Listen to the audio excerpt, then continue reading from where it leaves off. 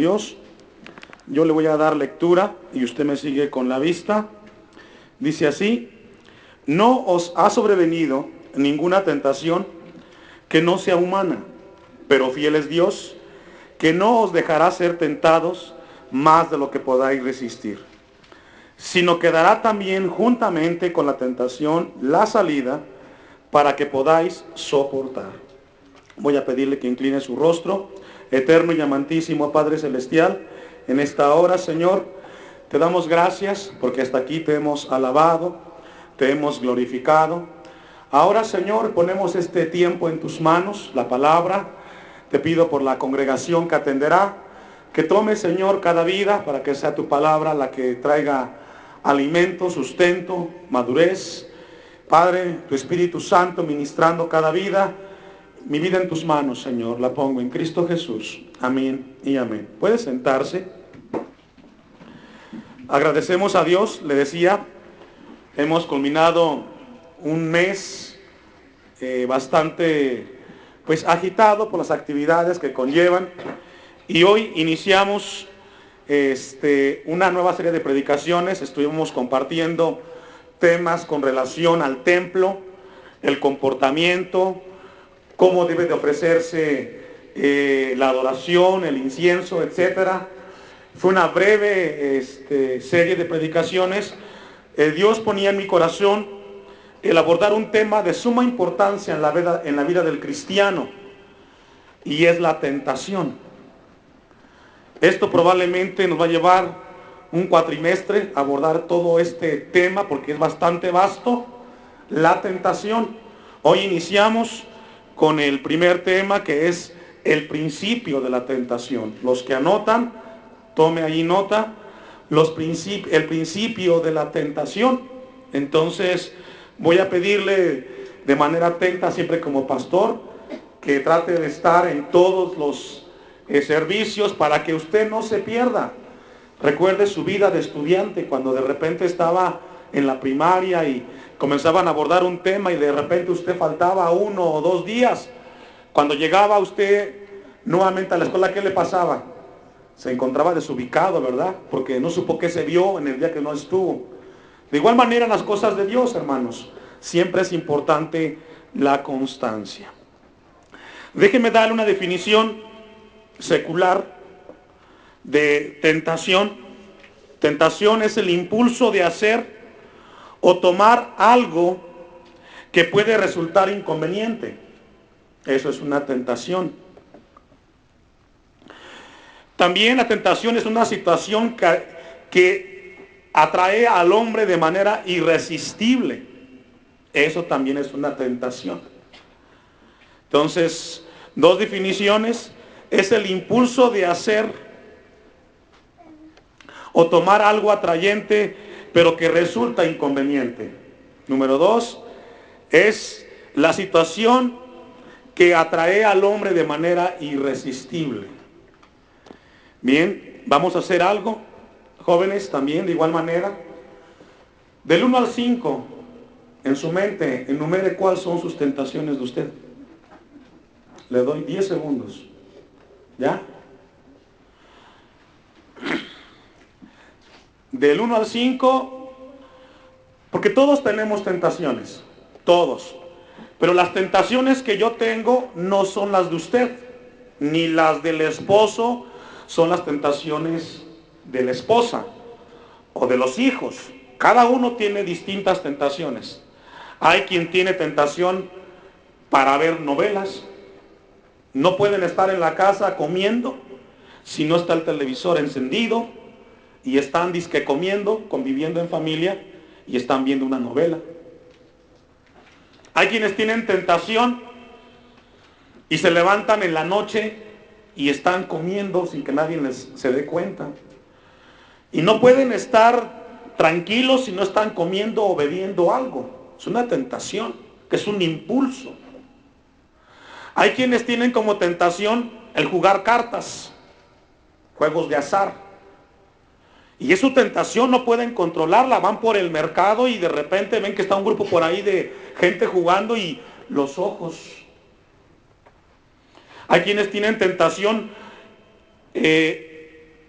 No pueden estar un día si no pelean. La tentación es estar peleando por cualquier cosa. Hasta porque el sol sale se pelean. Y es una tentación. Hay quienes tienen como tentación una cerveza, cigarro. Otros, las groserías. No pueden hablar una palabra o no pueden entablar una conversación sin hablar palabras antisonantes o groseras. No pueden hablarle al hijo de una manera formal sin decirle una grosería. Y quizás usted ha luchado y dice, es que mujer no puedo, se me sale. ¿Qué hago? Y todos tenemos tentaciones. Y cada uno tiene su reto. En los jóvenes van a hacer un trabajo y no pueden hacer su tarea sin entrar al Facebook. Piden 3 horas para hacer un trabajo, pero de las 3, 2 horas y media la pasaban en el Facebook, subiendo y bajando cosas. Y no pueden estar sin estar ahí. Entonces todos tenemos tentaciones. Aún el mismo Jesucristo tuvo tentaciones. Y fueron muy distintas a las nuestras. Muy distintas. Vamos a ver de manera breve Mateo capítulo 4. Deja un apartado ahí, primero a los Corintios, porque vamos a regresar constantemente. Y vamos a ver el momento en el cual Jesucristo pasó ese momento tan difícil en cuanto a la tentación. Y vamos a ver que las tentaciones de Jesucristo son muy distintas a las nuestras. El capítulo 4, versículo 1 dice que Jesús fue llevado por el Espíritu al desierto para ser tentado por el diablo. Dice el versículo 3, habla de la primera tentación. ¿Y qué le dijo el diablo a Jesucristo? Que convirtiera ¿qué? Bueno, pero, y usted dice, eso a mí no me hace nada. Pero para Jesucristo era importante porque era el Hijo de Dios. Él no venía a convertir las piedras en pan. Él venía a darnos salvación. La tentación para él era hacerle caso a Satanás en ese momento. La segunda tentación la encontramos en el versículo 5.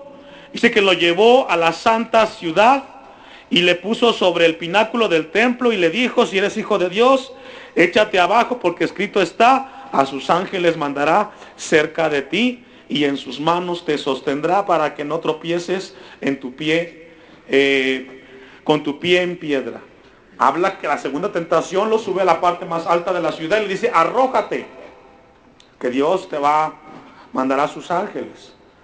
Fueron tentaciones muy fuertes para Jesucristo en la parte espiritual.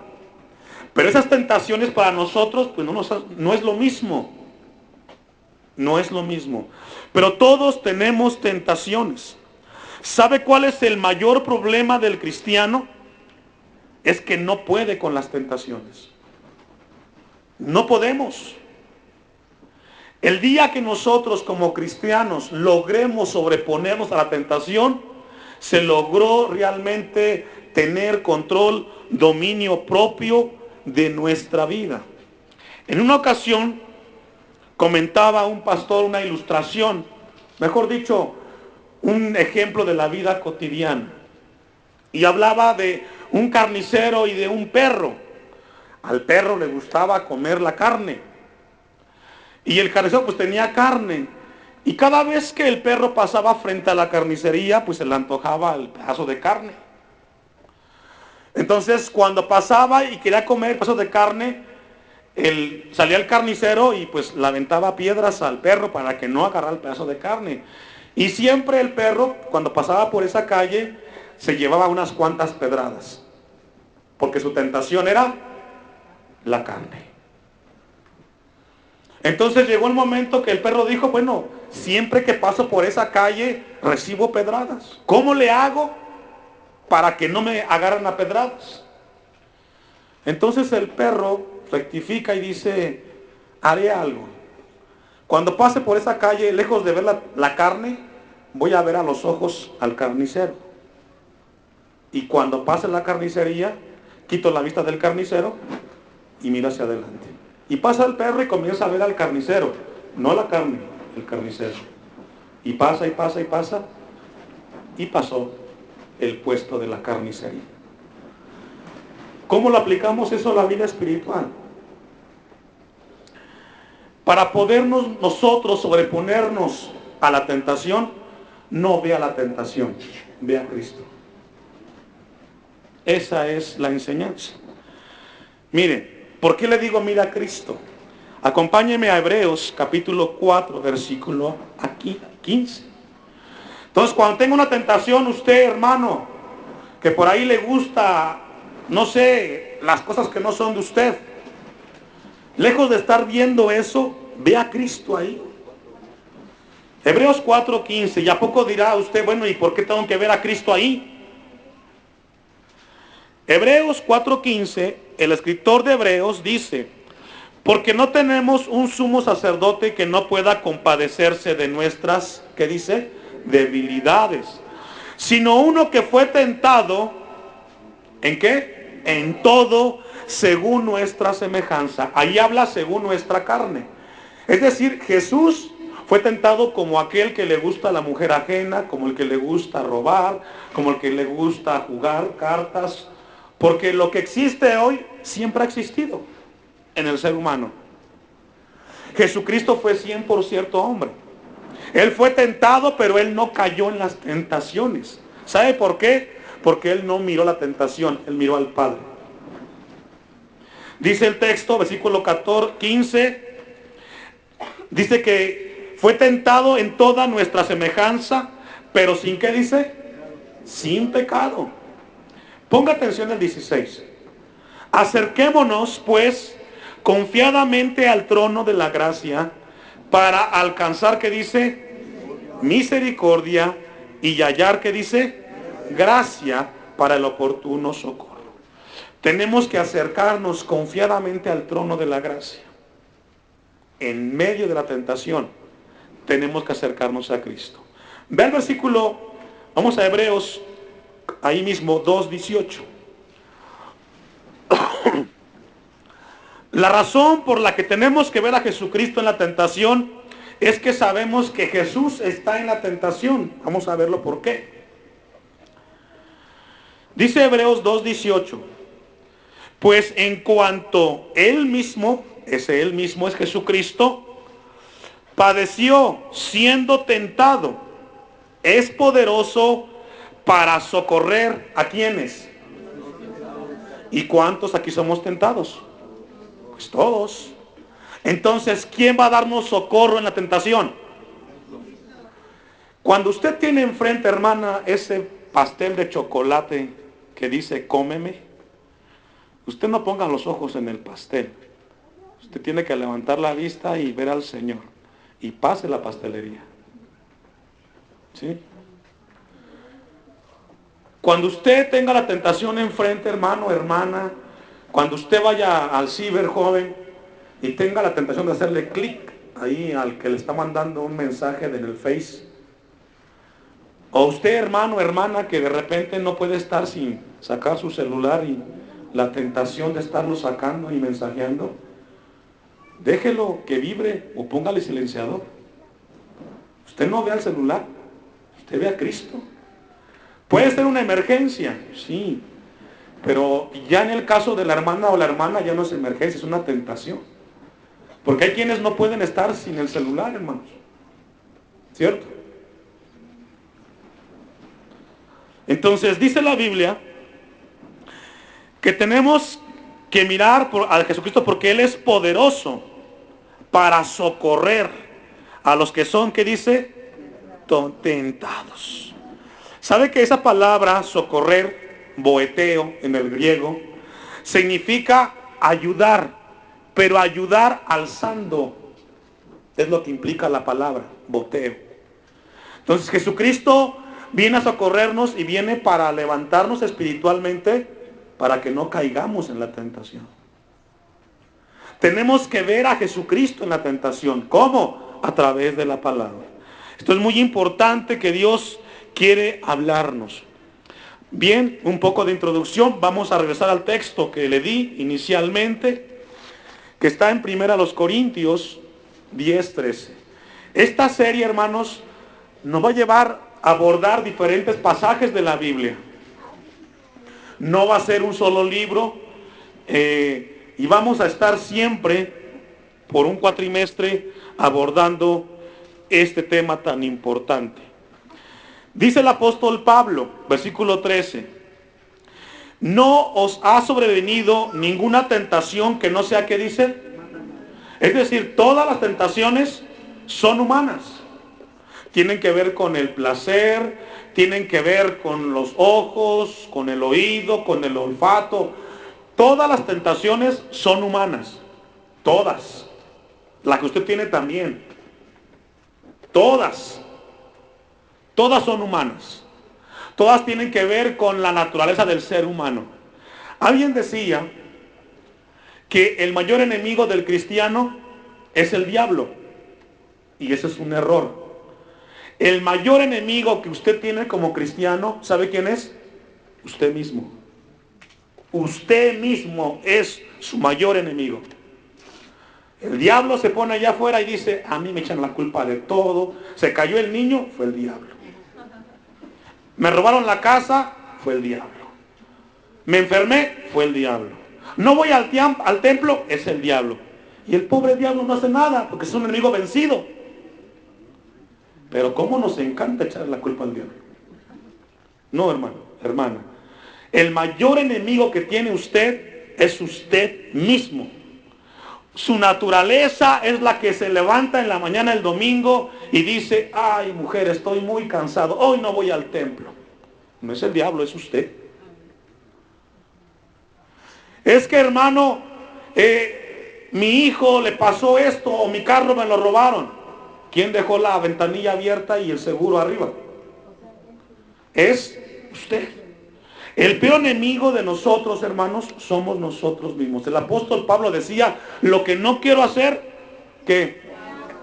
¿El diablo lo hace? No, nosotros. Es muy fácil echarle la culpa al diablo, hermanos. ¿Sabe por qué no crece usted espiritualmente? No es por el diablo, es porque usted no quiere crecer. ¿Sabe por qué usted no deja las malas palabras? No es porque se las ponga el diablo en la boca, es porque usted no ha entendido que usted es un hijo de Dios, y que si Jesucristo cambió su naturaleza, también le cambió su boca y su lengua. Y aunque no todos dicen amén, es amén. Dice el apóstol Pablo, lea conmigo el versículo 13, porque todos estamos con la Biblia, yo no le estoy hablando algo mío. Pero fiel es Dios. ¿Dios es qué? Fiel. Que no os dejará ser tentados, atraídos, más de lo que podáis, que dice. Es decir, tu problema de tentación del 1 al 5 se puede vencer en el nombre de Jesús. Lo demás son pretextos. ¿Sí, hermanos? Porque una de dos: o le creo a usted o le creo a Dios. ¿A quién le creemos? ¿Quién tiene la razón? Dice que no nos dejará ser tentados más de lo que podamos, ¿qué dice? Resistir. Aunque sean las cartas, que son mentiras, también. Todas tienen una manera de ser vencidas. Lo que pasa es que quizás no sabíamos cómo. Hoy Dios va a enseñarnos cómo.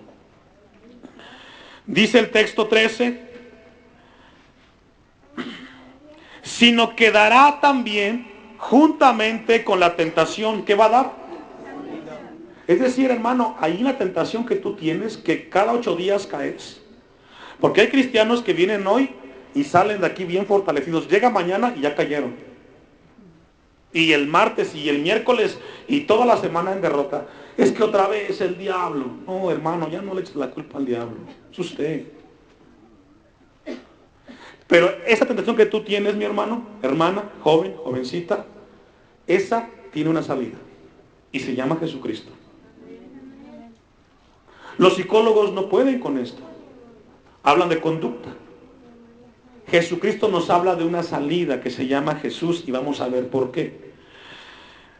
Juntamente con la tentación, la salida para que podáis soportar. Este mismo texto, si lo podemos parafrasear, podemos leerlo así. Ustedes no han pasado por ninguna prueba que no sea humanamente soportable.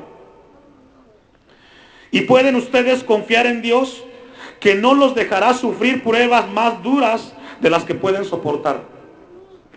Por lo contrario, cuando llegue la prueba, Dios les dará también la manera de salir de ella para que puedan soportarla. Todos, hermanos, su servidor también tiene tentaciones. También pasamos por ahí. Yo tampoco no soy que es que el pastor no sabe, no, hermano. Si usted supiera las mías. Pero ¿sabe qué? He aprendido que en mis tentaciones tengo que ver a Cristo. Porque si no, entonces no podemos salir adelante. Vamos a Santiago 1:13. Vamos a ver la naturaleza de la tentación.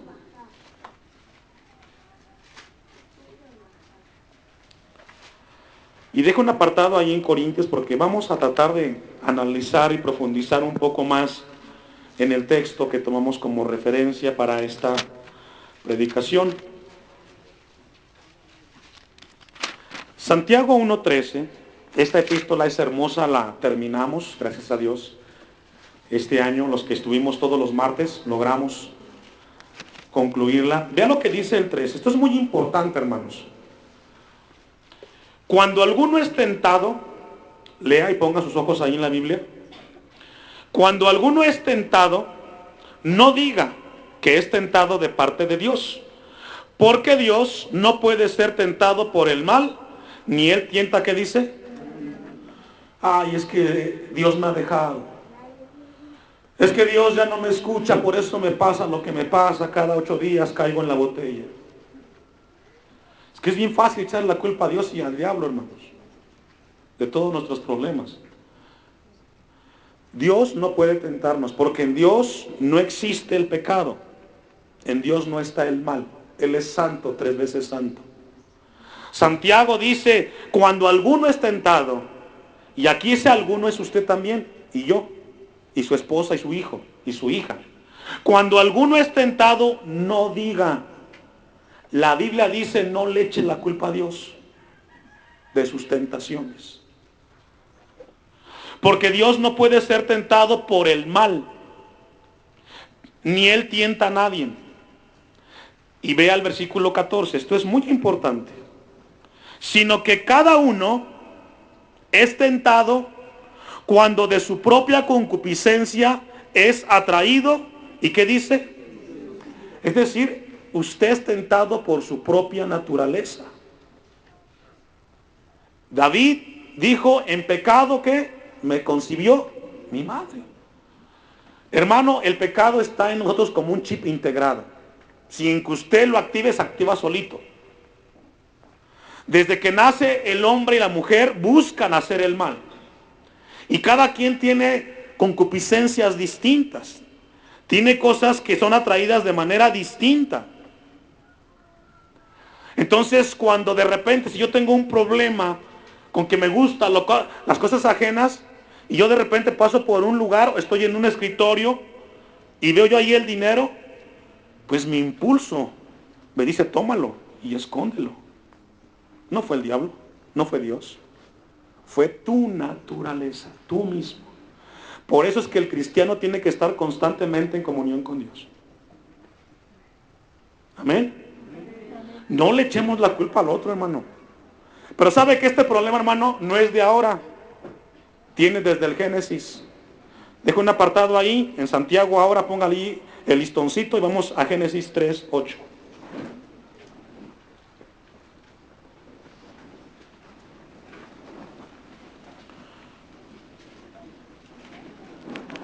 Dios es bueno con nosotros, hermanos. ¿Verdad que sí? Yo sé que después de esto usted no va a ser igual. Y si usted sigue con su tentación es porque usted quiere estar ahí. Amén. No le eche la culpa a nadie más. No es nuevo, es un problema desde Adán y Eva. ¿Ya lo tiene? Dice el 8. Y oyeron la voz de Jehová. ¿Quiénes? Adán y Eva. Dios le dijo a Adán y a Eva, ¿sabes qué? Pueden comer de todos los árboles, pero menos de ese. De ese no. Porque el día que coman, verán consecuencias. Y oyeron la voz de Jehová, Dios, que se paseaba en el huerto, al aire del día. Y el hombre y su mujer, ¿qué pasó? Se escondieron. ¿Sabe que siempre que el hombre peca se esconde? De manera natural, rápido se esconden. Yo le decía a este niño que encontramos cuando fuimos a visitar una familia, llego, toco la puerta y traía la botella de mermelada y la que había destapado, niño de 3, 4 años. Y le metía la mano a la mermelada y toda se la estaba comiendo. Entonces de repente viene la hermana, escucha la voz de la hermana y rápido se la esconde atrás. Y toda la cara llena de mermelada. Y dice la mamá, ¿qué pasó, hijo? Nada. Y usted piensa que la mamá no se dio cuenta, ¿verdad?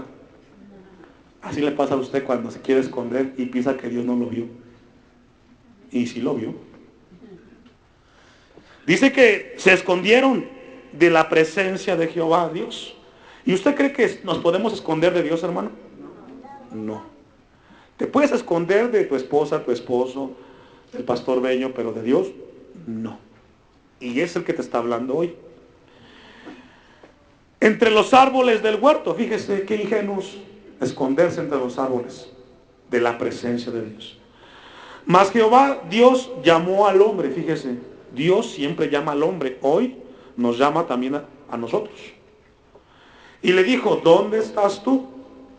Y él respondió, oí tu voz en el huerto y tuve miedo. Siempre el pecado produce miedo. ¿Sabes tú en el fondo que hiciste algo mal? En el momento que dijiste la grosería, jugaste la quincena, te fumaste el cigarro, tomaste lo que no era tuyo, en ese momento, ¿sabes? En tu interior, tu naturaleza, tu cuerpo, hay un miedo. Siempre. Porque estaba desnudo y me escondí. Y Dios le dijo, ¿quién te enseñó que estabas desnudo? ¿Has comido, qué dice? Del árbol del que yo te mandé que no, ¿qué dice? Comieses. ¿Qué pregunta tan profunda le hace Dios a Adán? Lo confronta y le habla de manera frontal que si había hecho eso. Dice el versículo 12, y el hombre respondió. Fíjese, ahí comenzó el problema del hombre, echarle la culpa al otro.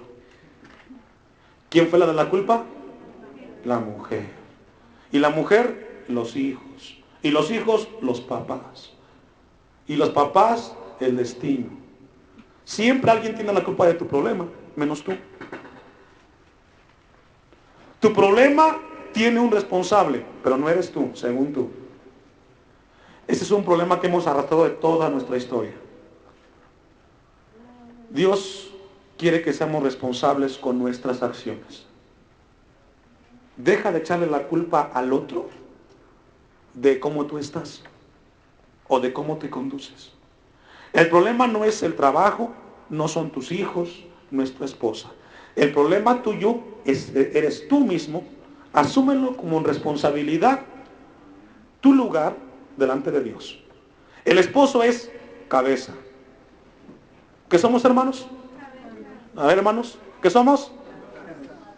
Y a unos nos cuesta hasta decirlo. Es decir, usted, mi hermano, usted es el responsable que el barco camine en casa. Porque rápido, no, mujer, es tu culpa, tú nunca lo enseñaste, nunca vas con él al templo, nunca vas con él a la escuela, por eso salió como salió. No, mi hermano, es tu responsabilidad de que los hijos caminen en las cosas de Dios. Porque la cabeza, ¿quién somos? Hermanos, ayúdenme, no me dejen solito. Me siento solito aquí. Somos nosotros. Porque a veces le echamos la culpa a la esposa o a los hijos. No, somos nosotros.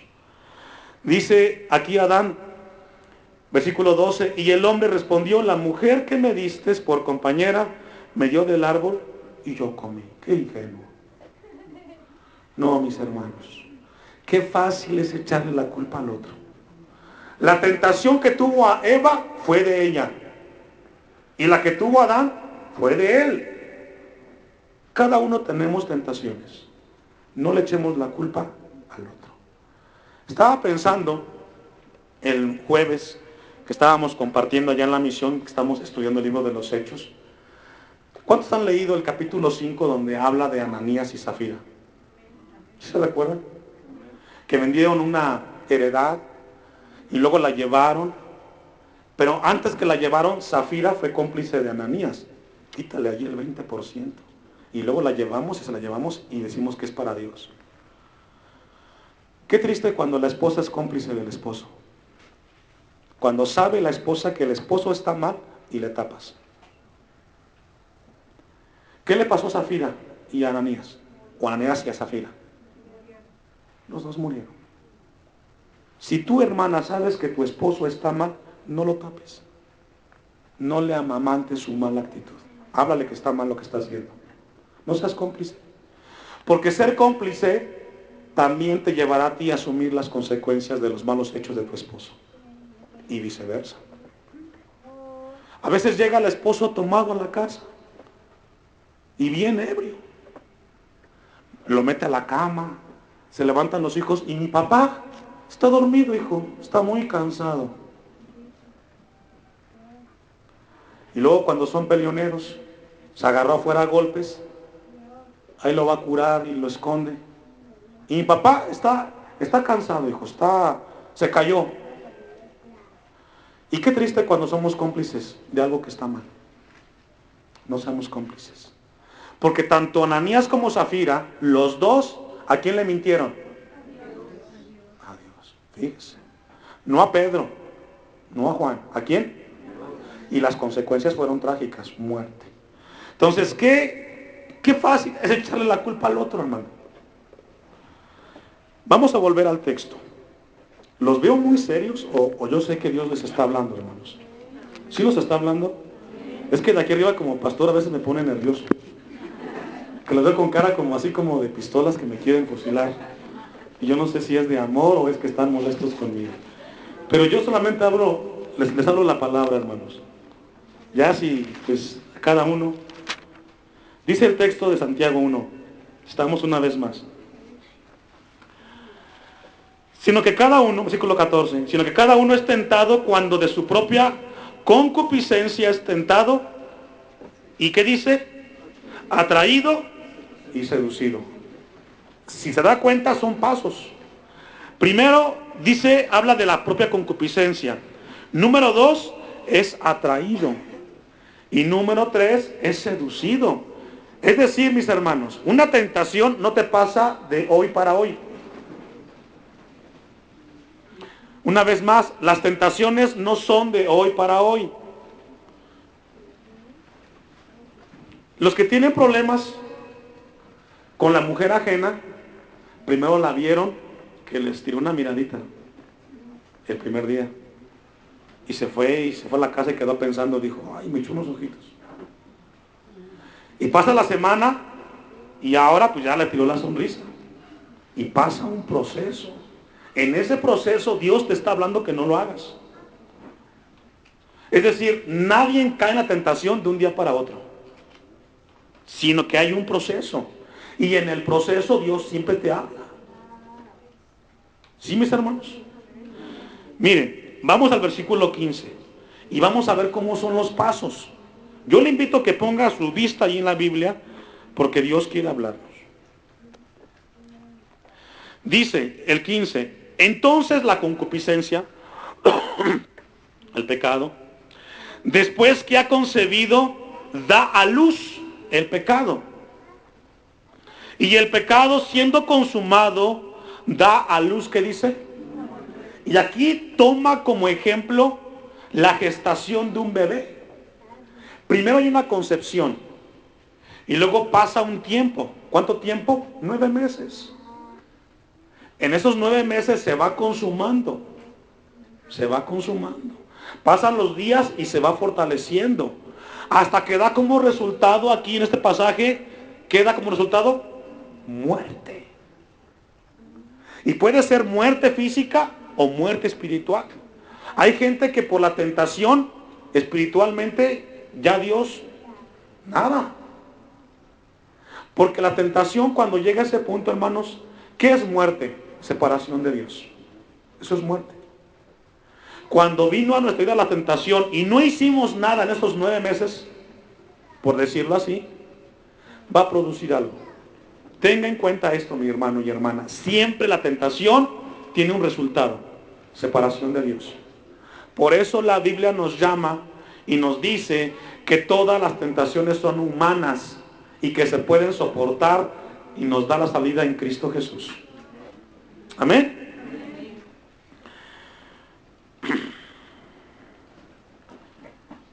Ahí mismo en Santiago, ya vamos a ir concluyendo, hermanos. Capítulo 1, versículo 2. Hermanos míos, y aquí esto de hermanos les habla a los cristianos, que somos nosotros. Tened por sumo gozo cuando os halléis, ¿qué dice? Y hay quienes se quejan cuando tienen problemas. Escuchaba una vez a un compañero que me decía en el trabajo: siempre que me levanto, cada mañana le digo a Dios gracias por el día que me das, y me levanto pensando, ¿cuántos problemas tengo que resolver hoy? Ayúdame a resolverlos. Yo dije, pues qué buena actitud, ¿no? Porque hay quienes que se levantan y dicen, otro problema, y otro problema, y otro. ¿Cuándo se van a acabar? Hay que levantarnos pensando que los problemas estarán para resolverlos, no para correrlos o correrlos de ellos. Dice aquí el texto, el versículo 3, sabiendo que la prueba de vuestra fe, ¿qué produce? Paciencia. Bien, vamos a concluir con un pasaje que está en Génesis 39. ¿Qué hacer en la tentación? Ya les compartí yo a ustedes el ejemplo del carnicero y del perro. Espero que no se les olvide.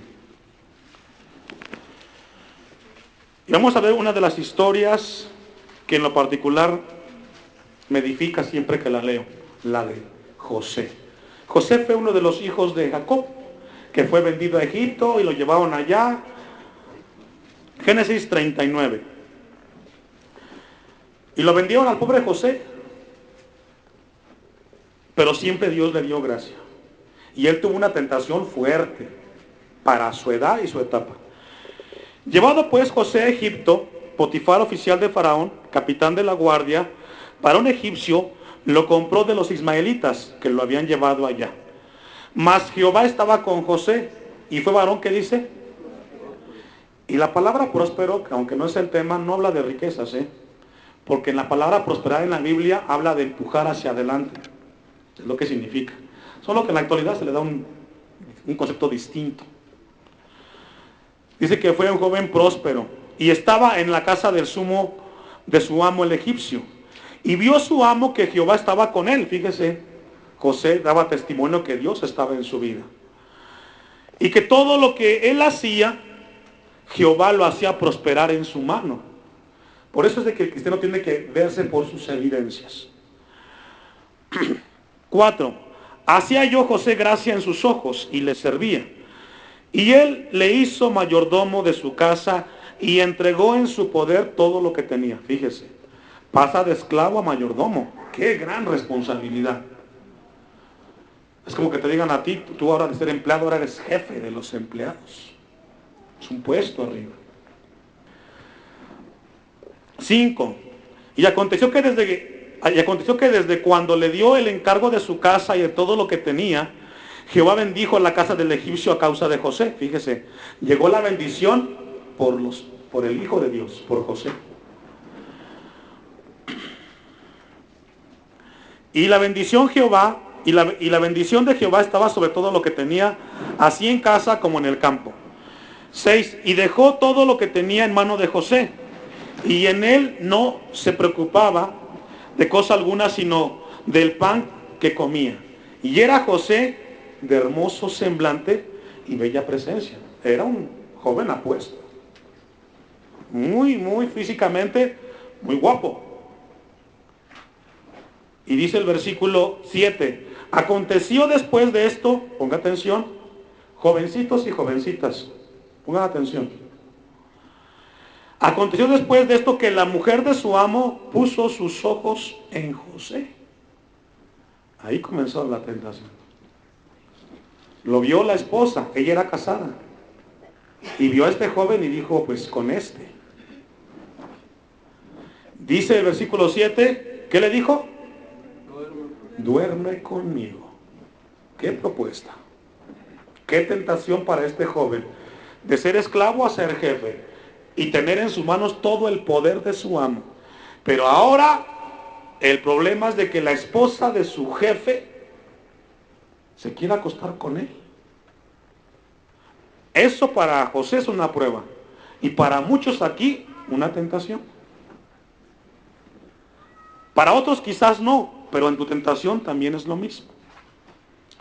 Dice el versículo 8, y él no quiso. ¿Qué pasó con José, hermanos? No quiso. Cuando alguien ponga en ti los ojos, jovencita, que no sea el que vaya a ser tu futuro esposo, y que te pretenda y te diga, acuéstate conmigo, cuidado. Porque usted como cuenta se va a tener relaciones con alguien en algún momento, pero que sea su esposo o su esposa. Amén, jovencitas. Aunque no haya amenes, jóvenes, así debe de ser. Y él no quiso, y dijo a la mujer de su amo, he aquí que mi señor no se preocupa conmigo de lo que hay en casa, y ha puesto en mi mano todo lo que tiene. Habló y le dijo, mira, yo no me puedo acostar contigo, todo lo que me ha dado pues, como responsabilidad, no lo puedo hacer. 9. No hay otro mayor que yo en esta casa, y ninguna cosa me ha reservado sino a ti. Fíjese, le dijo el amo, todo vas a mandar, pero con mi esposa no te metas. Por cuanto tú eres su mujer, ¿cómo pues haría yo este grande mal? Y sabe que siempre hacer eso, hermano, es un grande mal. Siempre. ¿Y pecaría contra quién? Fíjese, puso José antes que su amo, ¿a quién? Porque siempre antes, o pecamos siempre primero ¿con quién? Hacia Dios cuando hacemos lo malo. Hablando ella a José cada día, fíjese, habla de una continuidad. Fue insistente la señora. Y no escuchándola, él para acostarse al lado de ella, para estar con ella. Aconteció que entró él un día en casa para hacer su oficio, José, y no había nadie de la casa, de los de la casa ahí, solitos los dos. Y aquí la mujer lo arregló.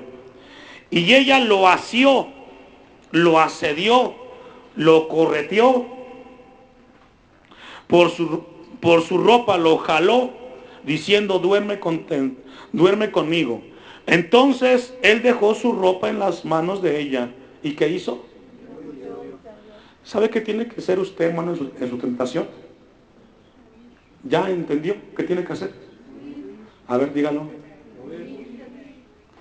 Si sabe que ese problema o eso es su tentación, no lo agarre, huya, dele la espalda y váyase. Porque si se queda, va a caer. Y luego no diga que Dios no la advirtió. El principio de la tentación, hermanos, es que está en nuestra naturaleza el ir hacia el pecado. Cada uno tiene sus tentaciones. Seamos responsables de donde estamos y crezcamos. Yo no sé cuáles son las primeras 5 tuyas tentaciones, pero Dios sí sabe. Voy a concluir con una ilustración, una reflexión que leía mientras estudiábamos esto, y es la historia del salmón. No sé cuántos conocen ustedes a este pez, el salmón. Este pez es muy propio del estado de Oregón, allá en los Estados Unidos. Y los salmones es una especie de peces que van y nadan en los ríos. Y siempre cuando nacen, nadan río abajo buscando el mar. Y durante el proceso del salmón, baja y busca llegar al mar. Estos peces crecen de una manera bastante grandes y casi siempre buscan el destino de las aguas saladas del Pacífico. Dicen los estudiosos que alcanzan un tamaño bastante impresionante. Pero como ellos recorren ese río para llegar a las aguas del Pacífico, cuando ya son grandes los salmones, ellos siempre buscan regresar al lugar donde nacieron, que es el río de agua dulce. Y dicen que este pez tiene las características que cuando se da cuenta de ese tiempo, él comienza a nadar del mar hacia el lugar de origen. Y en ese retroceder, el pez tiene que luchar contra corriente. Y del peso que alcanzó él por su desarrollo, comienza a perderlo. Porque él comienza a luchar contra corriente. Todos los salmones tienen que llegar al lugar donde nacieron. ¿Sabe que nosotros los cristianos tenemos un origen? Y está en Dios. Está en Dios. Dios nos hizo en el principio sin pecado, con el propósito de habitar en comunión con Él. Pero después vino el pecado y el pecado nos alejó de Dios. Ahora que nosotros hemos nacido de Dios, vamos a recorrer ese camino de regreso a Dios, pero ya no con la misma naturaleza, con una naturaleza cambiada. Esa lucha van a ser las miradas de aquellos que piensan que somos tontos al querer vivir una vida de integridad a Dios. Y esa lucha nos va a desgastar, porque vamos a luchar a contracorriente. La sociedad de hoy te dice, disfruta, roba, miente, es el pan de cada día. Pareciera como que los cristianos somos los únicos que vamos contracorriente, porque todos mienten, todos roban, todos tienen 2 o 3 mujeres o 2 o 3 hombres. Y pareciera como que nosotros somos como los salmones, que estamos luchando contra corriente. Lo que el mundo no entiende es de que ahora que fuimos alcanzados en Cristo Jesús, sabemos que para poder llegar y caminar en el camino de Dios, no va a ser como antes que no lo conocíamos. Tiene que ser con una naturaleza distinta. Jesucristo no dijo que el camino del cristiano era fácil. Lo que dijo es que es el mejor camino. Hay pruebas y tentaciones, pero al final del camino hay una esperanza. Dios quiera, y oro por cada uno de ustedes, mis hermanos, que caminemos con esa integridad buscando a Dios. No es fácil. Ser cristiano no es fácil. Pero tenemos una certeza que Dios nos guardará y nos guiará. Póngase de pie. Le damos a Dios gracias por sus misericordias en esta mañana. Cierre sus ojos. Dios, te damos gracias, Señor, por tu palabra. Ayúdanos a entenderla y a ponerla en práctica. Sé que en esta congregación que tú nos has dado hay muchas tentaciones, pero tú nos diste la salida. Te pido por aquel que pasa tentaciones, por aquel que se levanta el domingo y llega el lunes y cae, y que ha luchado toda su vida cristiana y no ha podido superarlas. Ayúdanos, Señor. Enséñale que cuando Él esté ahí, Él tiene que mirarte a ti, no mirar la tentación. Muchas gracias, Dios. Ayúdanos a entender tu palabra. En el nombre de